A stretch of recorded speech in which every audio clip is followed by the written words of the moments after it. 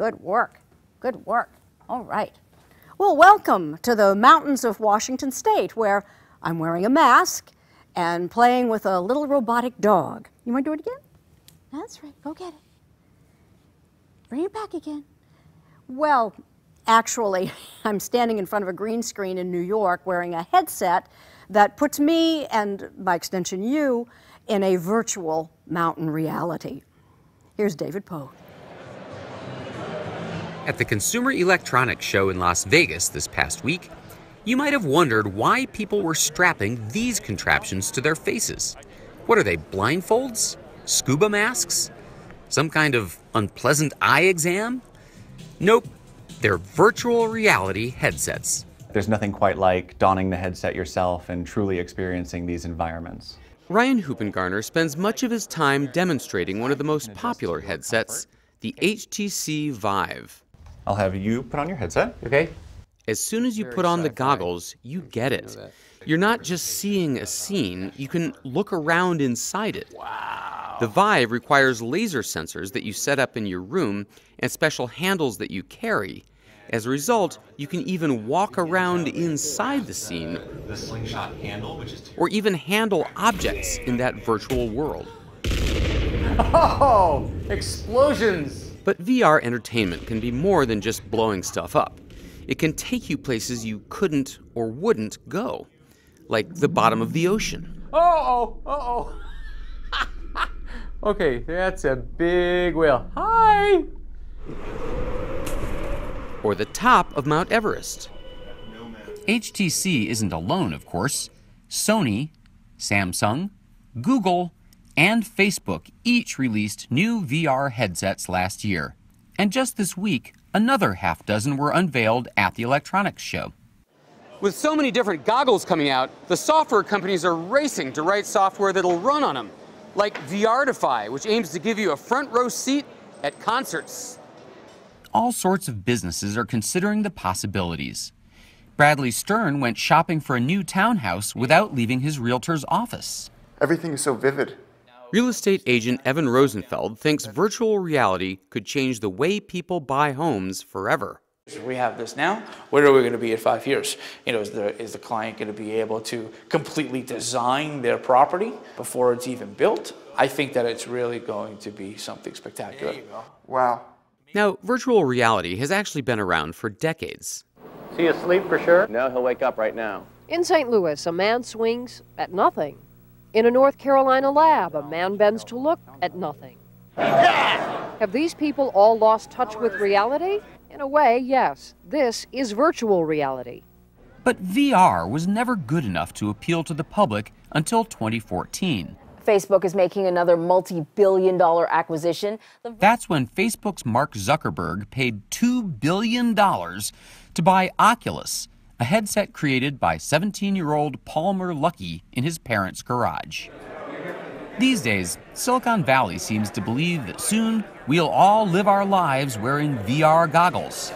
Never mind that they can cost as much as $800 and must be wired to a high-end PC. But just because a new technology gets a lot of hype doesn't mean it's actually ready for prime time. First of all, there's a giant thing on your head, which is just obnoxious. USC Annenberg communications professor Dimitri Williams studies how people interact with technology. A lot of the early sets had these pretty significant problems with motion sickness and nausea. That will drop down and go away over time. But right now, we're in a bump where I have trouble sometimes, and a lot of people do. So they're big and heavy, very expensive, and sometimes make you sick. Great. But Williams says there's an even bigger problem with VR. It's incredibly isolating. It shuts you off from the world. I don't think people are going to be wearing VR goggles much of their days because then they can't look at other people. And it is just that simple. And that's where augmented reality comes in. That's where you still see the real world around you, but the computer layers new graphics onto that view. Remember Pokemon Go? Last summer, millions of people played this game, searching the real world for digital creatures that appeared only on the phone's screen. That is augmented reality. All right, so go ahead and put this on. The Microsoft HoloLens is an augmented reality headset, or what Microsoft calls mixed reality. Welcome to Windows Holographic. Okay. The TVs are actually off. There's nothing over it's not any off. television. There's a picture of mountains on it. That's an actual hologram. Alex Kipman heads up the HoloLens project for Microsoft. He compares today's HoloLens to a cell phone from 1985. But even this early model is wireless, weighs only a pound, and responds to hand and voice commands. Go ahead and just look at the browser, select it, and drag up and down. Ah. You're an expert. When you work then with wearing HoloLens, you're saying that you have multiple virtual floating monitors like this? So That's you can right. say, okay, here's my programming, here's my web, here's my email. That's exactly correct. I Imagine see. infinite monitors at your fingertips. It's still a long way from those floating screens in the Tom Cruise movie Minority Report, but maybe not as far as you think. So let's go ahead and get in. Oh, hello. There's a dude here. Right brachiocephalic trunk. In Ohio, Case Western Reserve University Medical School and the Cleveland Clinic have teamed up to create an anatomy curriculum. The internal thoracic arteries, which are arising from the subclavian arteries, they pass down on either side of the sternum.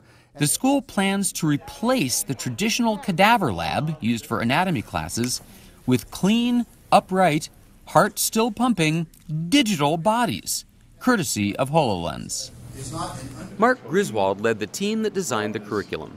What you're doing is what our medical students did the first time they saw this too. They got down on the ground and they looked at it from underneath because it was the first time they were able to see that. You know, that is crazy. You know, they always tell singers, sing from the diaphragm, you want your diaphragm flattened, and I never knew what that meant. Yeah, that's the diaphragm. This is the muscle that helps us breathe. Wow. It's a really important structure, and it's really difficult to see in a cadaver. It was really the diaphragm that blew me away. I had kind of an aha moment. First-year medical student Nicole Wise was surprised at how real the holograms seemed. I went in 100% thinking it would be a fun day, but that it was going to be gimmicky. I walked out of it having learned things that I hadn't appreciated either in the cadaver course or in our lectures. We envision a day when every student showing up on campus is going to have a HoloLens in their backpack. Like high schools are giving out laptops to use. Yeah, this is going to be a core part of what you learn. Whether it's history or anatomy, you're going to be learning on HoloLens. Are you saying that this is radical enough to become something that everybody's got someday? Absolutely. Microsoft's Alex Kipman. There is a world in front of us where these things are replacing your phone. They're replacing your TVs. They're replacing your desktop. I mean, think about how long ago you didn't have PCs in your office.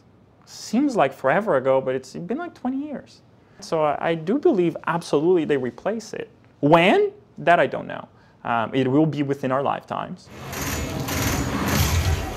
I don't know about you, I'm really, really bad. I couldn't find anyone to shoot. But for USC's Dimitri Williams, whether it's augmented reality or virtual reality, this technology won't succeed until it becomes more interesting than, well, real reality.